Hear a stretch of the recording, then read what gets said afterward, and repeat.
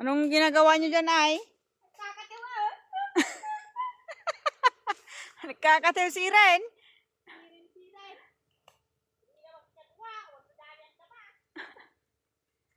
Katiw da guys. Mga bes, nagkakatiw sila mga bes. Panghalo sa labong. Alam nyo ba bes ang katiw? Yung mga taga dito lang sa bundok ang may alam nito. Dito lang sa part ng Barangay Pitain, Panta, Pangasinan. United States of Malanom-Lanom. Panghalo ng ulam, mga bes. Pag, ano mo yan, halo ng labong ba?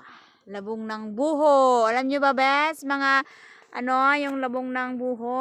Ihalo namin yan. Masarap na ulam.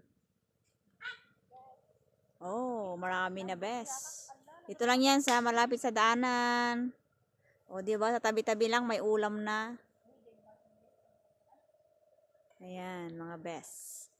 Para siyang dahon ng sampalok. Pag dinikdik mo yan mga bes, para siyang yung saluyot ba? Ano ba yung ng saluyot? Yun. Masarap to guys. Gulay ba? Yan. Let's find another, Diyan ka muna. Let's find more. Okay.